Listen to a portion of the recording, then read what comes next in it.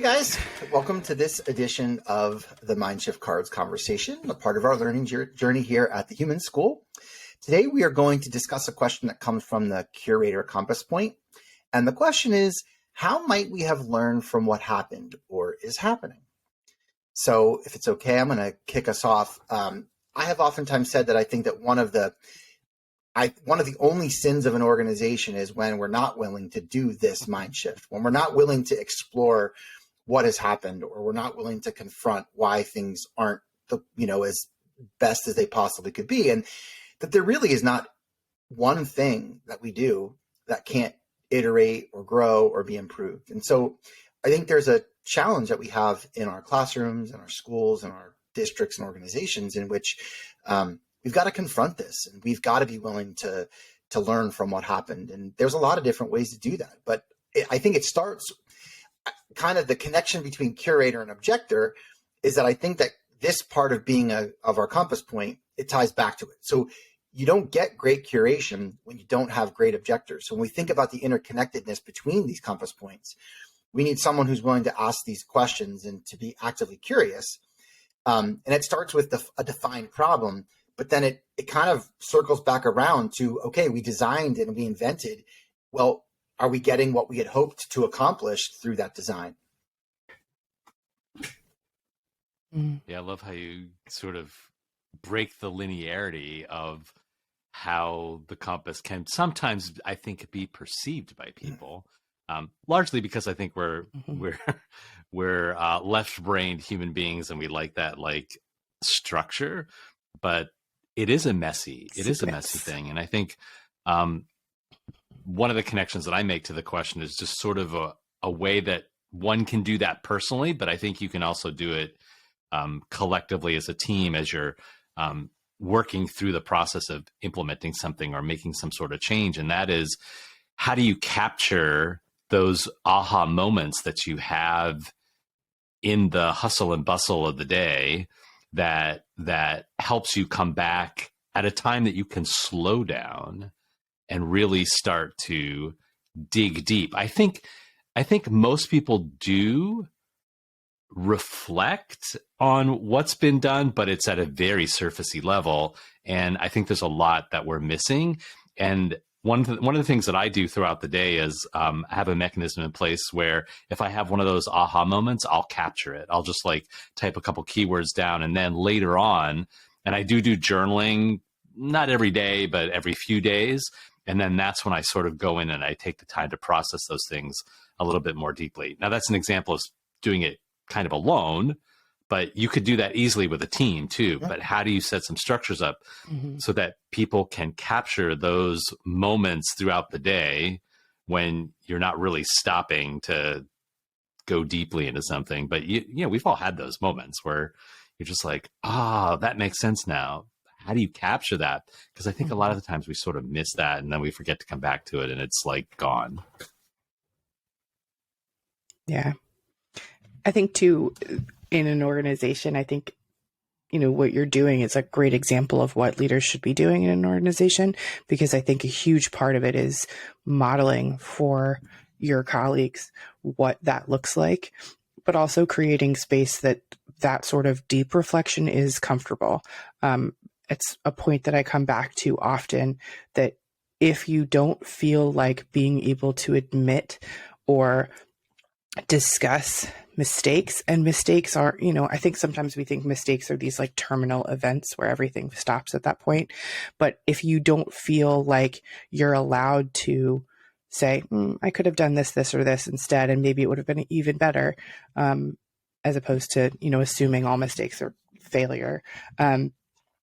If you don't feel like that's a safe thing to do in your organization, there's no way that you can actually make any sort of progress or growth. And I think that is an area of difficulty in teaching.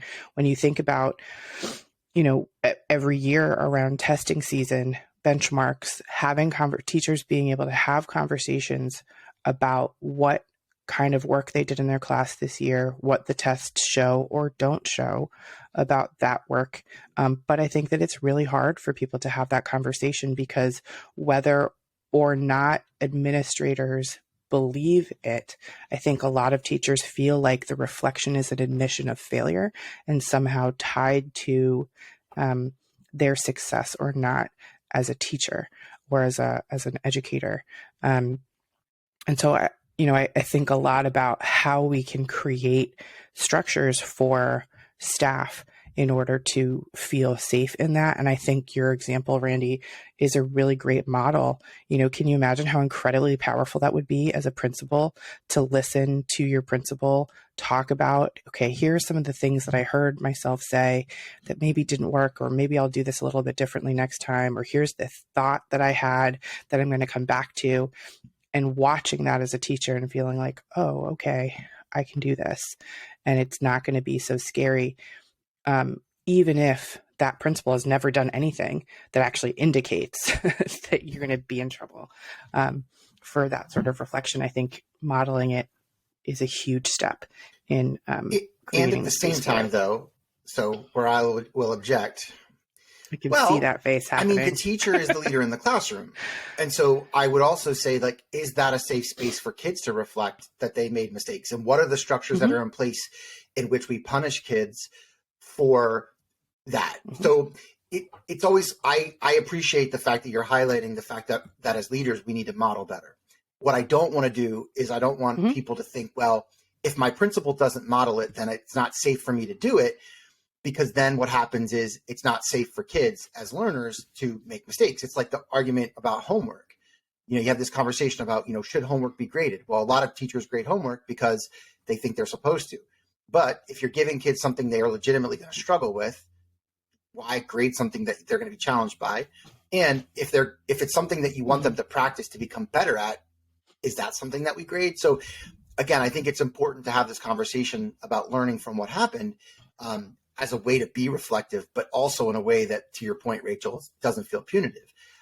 I would say that I think another thing that we probably don't do a great job in schools, it's not just creating space or a culture around failure, but we don't always collect the right kinds of feedback.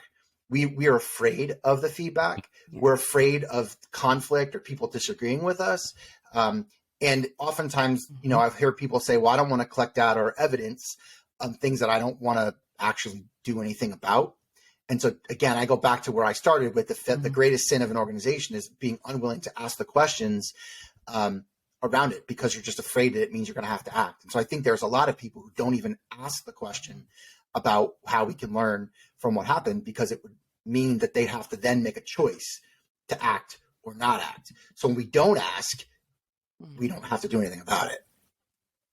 So one of the connections that I'm making here, and this has been something that I've consciously had to try and shift the way that I think about too, that so we have educators that are loath to reflect or feel pressure to present a positive result or something like that, realizing that we're all involved in systems here, and that wondering and being curious about, well, what are the systems that have created that behavior?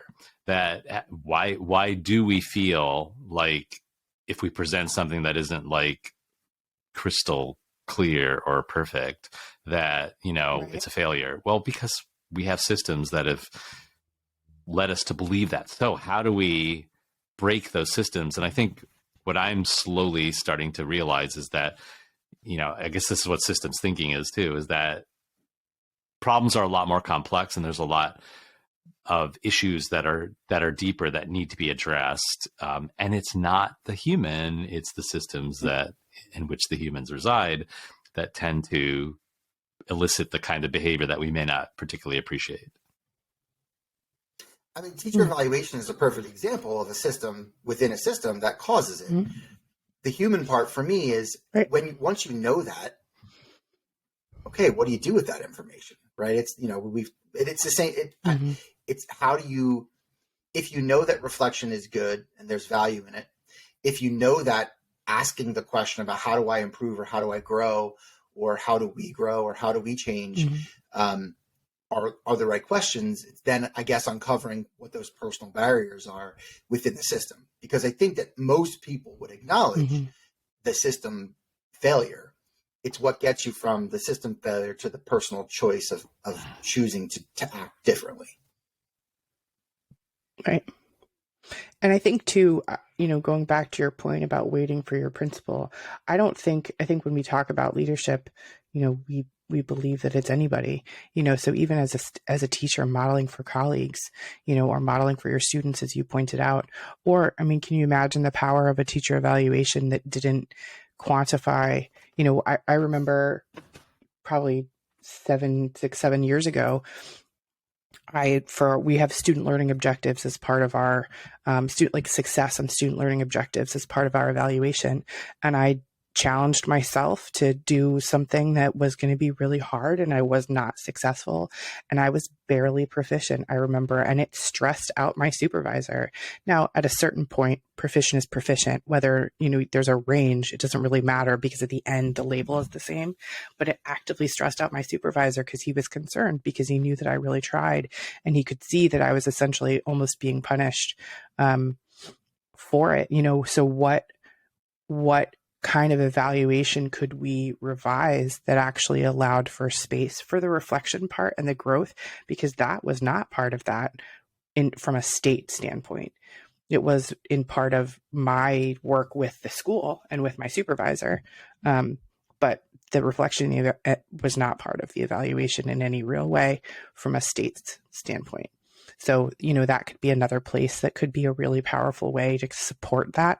And obviously that requires a whole other group of people to convince, but yeah. Well, I'd just like to thank you guys for the rich conversation this morning around that question. And I'd like to thank all of you out there. And remember that we've got a website, thehuman.school, that you can check out for more examples of our Mindshift Cards conversations, and to join in this movement where we're focusing on placing humanity at the center of all of our design. So thanks so much, guys. Appreciate the conversation.